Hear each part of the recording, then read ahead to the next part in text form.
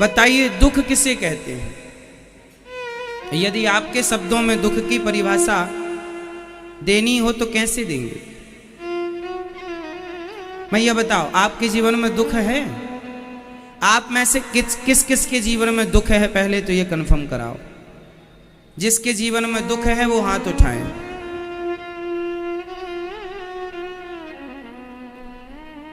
इतने लोगों के आपके भी जीवन में दुख है। क्या दुख है बताओ, क्या दुख है? बैठे बैठे हाँ, भविष्य की चिंता है, ये दुख है।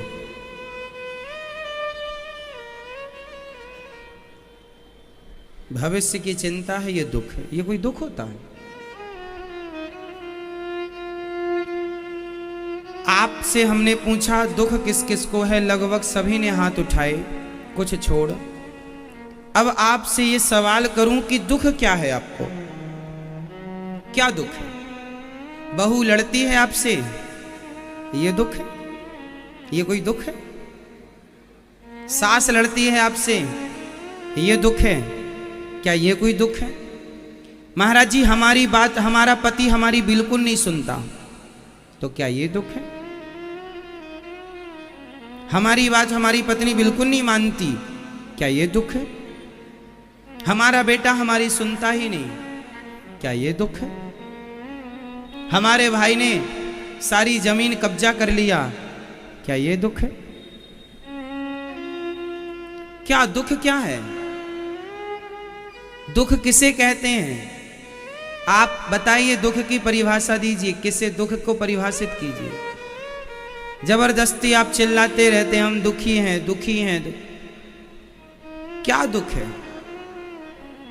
पांव में दर्द है, ये दुख नहीं है, ये दर्द है। कमर में दर्द है, ये दर्द है, ये दुख नहीं है। सिर में दर्द है, ये दर्द है, दुख नहीं है।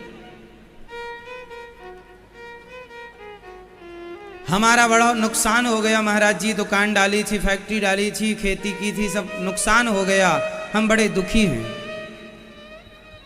ये दुख नहीं है।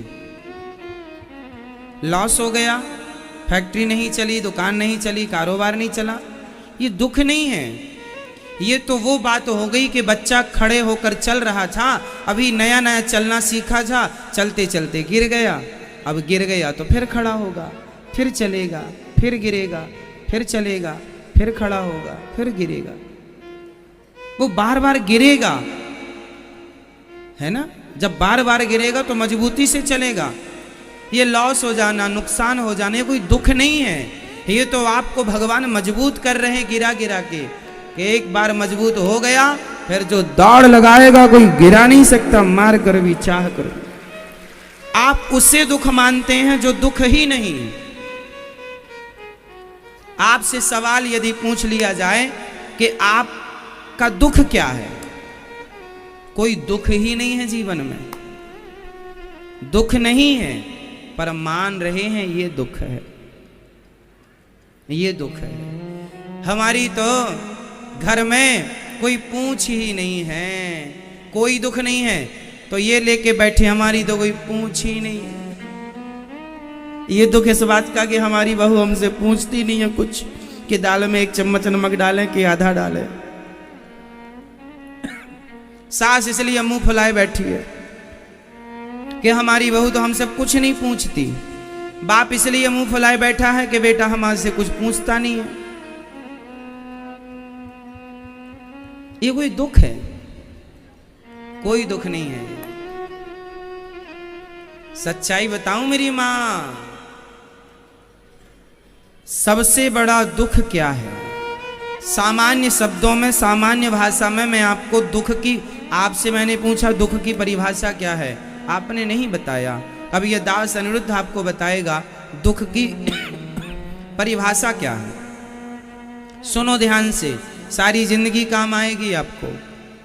दुख किसे कहते हैं? हम जो चाहते हैं, समझिएगा, हम जो चाहते हैं, हम जो सोचते हैं, हमारी जो इच्छा है, वो पूरी ना होना ही आपके हिसाब से दुख है।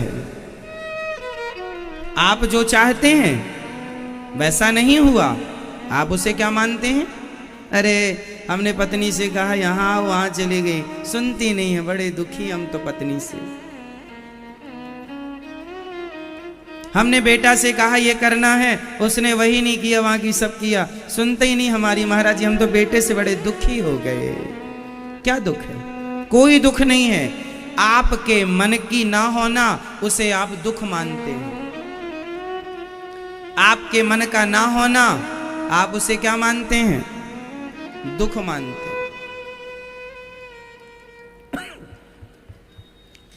आप कभी विचार करना, एकांत में आज शाम को बैठना और दुख पर मंथन करना। आप सबको एक प्रश्न पूछना है अपने आप से। सवाल पूछिए, क्या मैं दुखी हूं या फिर केवल दुखी हूं का गीत गा रहा हूं? क्यों मेरी मां? आप जितनी मेरी मां, बहन, बेटी, भाई लोग, पिता तुल्य बुजुर्ग बैठे हैं, आप कोई दुखी नहीं है। कोई दुख है ही नहीं आपके जीवन में, बस मान रखा है कि हम दुखी हैं। ये दुख है। हमारे मन की इच्छाएं पूरी नहीं हो रही हैं, उसे हम दुख मान रहे हैं। इसलिए कहता हूं, दुखों से बचना है तो अपने मन को कंट्रोल करो, मन को साधो, मन की उथल पुथल को शांत करो, मन को बहिर्मुखी नहीं अंतर्मुखी बनाओ। और किसी और पर कंट्रोलिंग करने की जरूरत नहीं है, किसी पर निगरानी रखने की जरूरत नहीं है। यदि कंट्रोल करना है तो स्वयं के मन को करो, नजर रखनी है तो अपने मन पर नजर रखो, ये कहां कहां जा रहा है, क्या इसका वहां वहां जाना सही है? सही है? समझाना है तो मन को समझाओ अपने, डांटना है तो मन को डांटो अपने। मन की गति है अटपटी, झटपट लखे न कोय, मन की जब खटपट मिटे तो झटपट दर्शन होए। ये मन आपके सुख दुख का कारण है। मन ही, जिसका मन अनकंट्रोल है, जिसका मन जितना अनकंट्रोल है, मतलब जिसका मन जितना भटकता है वह उतना दुखी होगा, और जिसका मन जितना कंट्रोल है वह उतना, बोलो, उतना सुखी होगा। इसलिए थोड़ा मन की भाग दौड़ को कम कर लो। अच्छा, एक बात प्रैक्टिकल से समझते हैं। एक एग्जाम्पल मैं आपको उदाहरण से समझाता हूं, इस बात को समझिएगा।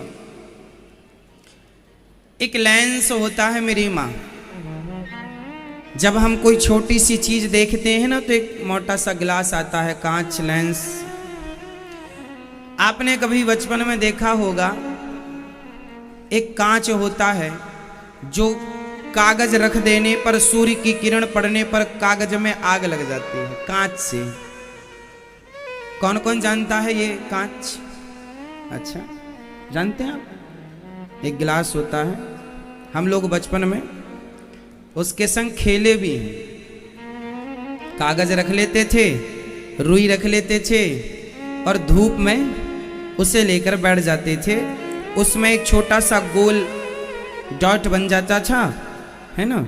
फिर थोड़ी देर तक उसको ऐसे पकड़े रहो हाथ से, तो सूर्य के प्रकाश को वो इतना तेजी से फेंकता है कि इतनी गर्मी प्रकट होती है कि कागज में, रुई में आग लग जाती है।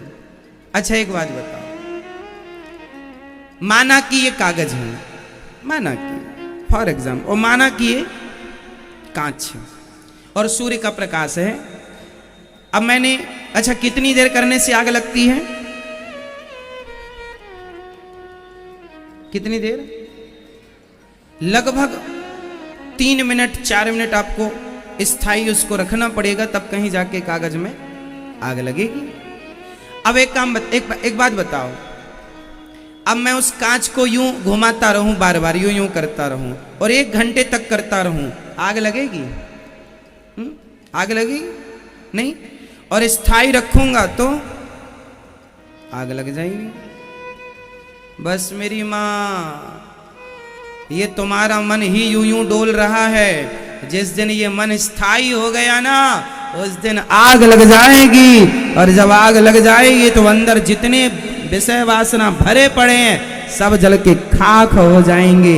इसलिए मन को वैसे ही स्थिर करना है जैसे कांच को स्थिर करने से उससे अग्नि प्रकट हो जाती है। मन को स्थिर कर लोगे ना तो भगवान वैसे ही प्रकट हो जाएंगे जैसे कांच के स्थिर से आग प्रकट हो गई। लेकिन चाहिए क्या? स्थिरता। क्या चाहिए? कंपन होता रहेगा, चंचल होगा, कांच हिलता रहेगा, कांच, उसका कोई प्रभाव नहीं। समझ रहे हैं? एक स्थिरता जरूरी है। बहुत समय गुजर गया आप लोगों का, अब थोड़ी सी स्थिरता ले आइए। आवश्यक है कि नहीं? बच्चे ज्यादा चंचल होते हैं, जबकि बच्चों से बूढ़े समझदार, क्योंकि मैच्योर हो गए हैं ना, अब बड़े हो गए हैं, समझदार हो गए हैं। बच्चे अभी छोटे छोटे, चंचल ज्यादा हैं। जैसे बच्चे ज्यादा चंचल हैं, उनसे ज्यादा समझदार उनके माई बाप हैं, माता पिता हैं। उनके माँ बाप से ज्यादा समझदार उनके दादा दादी हैं। क्यों? यही कैटेगरी है ना, बच्चे, फिर माता पिता, फिर दादा दादी। दादा दादी की उम्र ज्यादा है, वो बहुत ज्यादा समझदार हैं, उन्होंने पूरी दुनिया देखी है, पूरी जीवन का अनुभव उनके पास है, इसलिए वो ज्यादा शांत होते हैं। लेकिन एक बात और है कि आप बहुत शांत हो सकते हैं यदि आप साधना कर लें, मन की एकाग्रता, यदि मन को एकाग्र, सारी फसाद की जड़ मन है। सारे फसाद की जड़ क्या है? जोर से और जोर से, आपके दुख का कारण क्या है? मन की चंचलता ही आपको दुख देती है। ये मिल जाता, ये कर लेती, ये हो जाता, ऐसा कर लेते, ऐसा होता तो ऐसा हो जाता। ये सारी चीजें मन को चंचल करती हैं, इच्छाओं की ओर दौड़ाती हैं। मन इनकी इच्छाएं पूरी करने में लगा, लेकिन जीवन पूरा हो गया, बुढ़ा हो गया, मर गया, इच्छाएं पूरी नहीं हो पाई। आप लोग क्या कर रहे हैं? आप लोग क्या कर रहे हैं? आप सब लोग अपनी अपनी इच्छाएं ही तो पूरी कर रहे हैं। क्यों? क्या कर रहे हैं आप लोग? इच्छाएं पूरी कर रहे हैं। आप वही करते हैं जो आपकी इच्छा होती है।